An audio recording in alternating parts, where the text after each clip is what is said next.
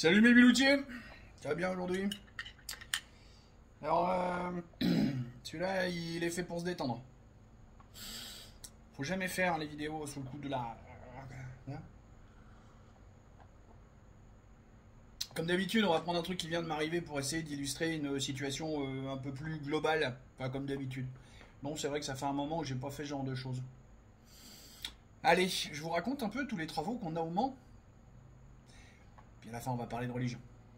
Ouais, si. On va faire ça.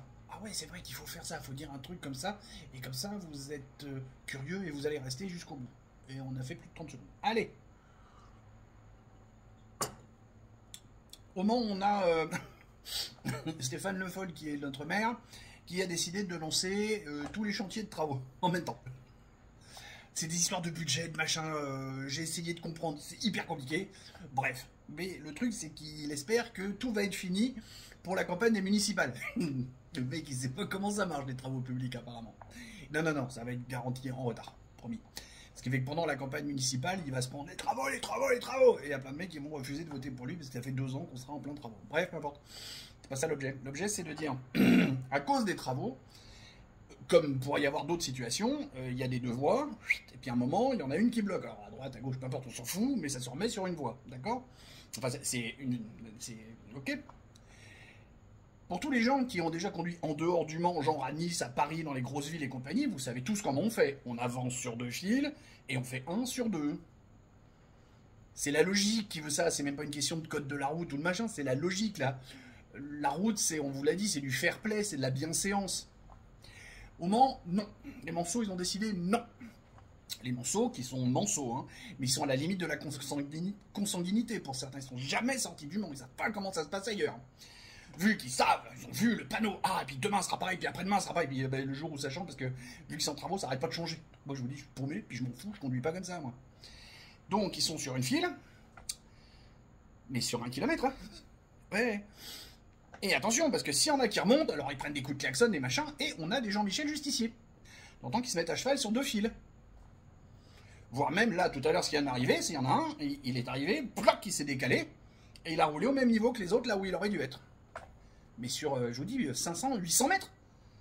Il aurait fait ça sur les 100 derniers mètres encore. Bon, oui, sur les 100 derniers mètres, t'abuses pas, t'arrêtes de passer devant tout le monde, quoi. Mais non, il y a une queue, je vous dis, de 500, 600 mètres, un truc de fou. Bon, déjà... Et puis, bon, je finis par dire, ok, c'est bon, je vois le feu, on va se ranger, je ferme ma gueule, quoi, je laisse tomber.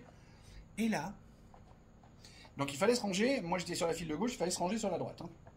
Et donc je vois à ma droite la petite bagnole rouge. En tant que motard, on nous a toujours dit, méfiez-vous des bagnoles rouges. J'ai jamais compris pourquoi, s'il y en a un qui a l'explication. Mais dans toutes mes 30 années, mes 35 ans de moto, on m'a toujours dit, fais attention aux bagnoles rouges. Et à chaque fois, ça s'est vérifié. Et donc, machin, je vois ça, et puis qui force, puis j'entends son moteur, parce que ma fenêtre était ouverte.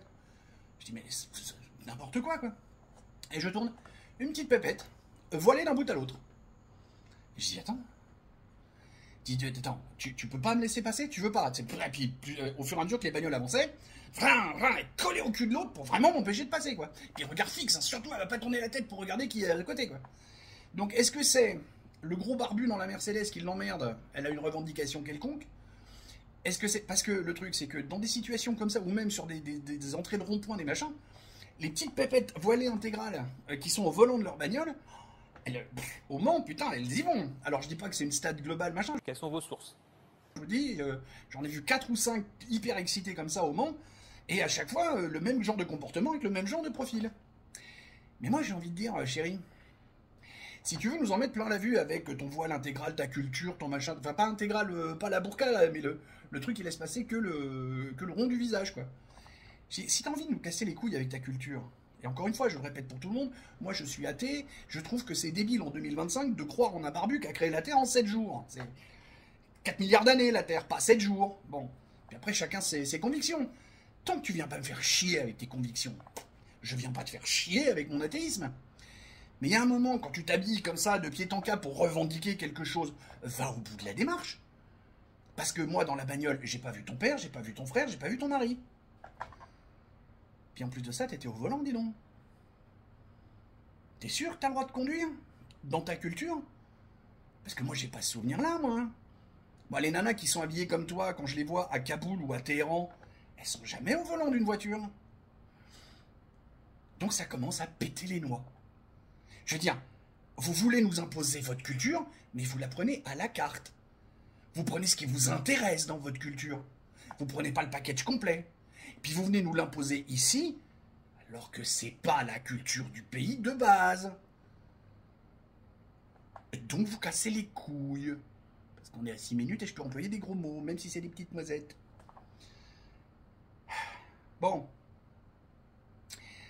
Qu'est-ce que je veux dire par là? C'est que nous sommes, puis en plus on est en plein courant MLP qui est inéligible et compagnie. Zemmour qui n'a pas réussi à percer, tiens c'est lui que je vais taguer aujourd'hui. Zemmour qui n'a pas réussi à percer, et puis on s'aperçoit que dès qu'on prononce des mots de type grand remplacement, échange culturel, machin, patati, on se fait traiter de tous les noms par les opposants, et on a à peine de soutien par les gens qui devraient nous soutenir. La France est une terre catholique depuis 1500 ans, à une vache près. C'est pas une terre musulmane, ok? C'est une terre catholique, où on ne voile pas les femmes, et où la base de la chose n'est pas le patriarcat. Parce que la culture musulmane a pour base le patriarcat le plus ultime qui existe.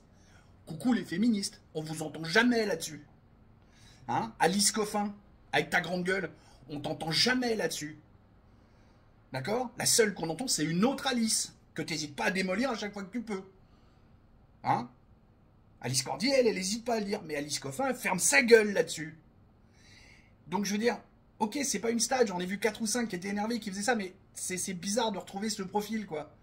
Avec ce voile, je sais pas comment ça s'appelle, parce que moi j'ai pas le vocabulaire, mais celui où on voit juste la tête là, juste le visage. C'est-à-dire, je sais que c'est pas la burqa, c'est le truc en dessous, le niveau d'en dessous, avec toujours ces teintes un peu brunes, un peu roses, un peu. Alors c'est joli, hein, j'ai pas à la limite, esthétiquement, c'est assez joli, c'est sympa. Mais il y a un moment, putain, mais arrête de te la revendiquer comme ça. Arrête de casser les couilles sur la route, à vouloir forcer sur tout le monde, à conduire dangereusement en plus. Parce qu'au bout du compte, ça devient dangereux, à vouloir passer devant tout le monde. Ouais, je veux dire, merde, en fait, juste merde. Ce sera ma conclusion, en fait. Bisous, poutou, tchuss.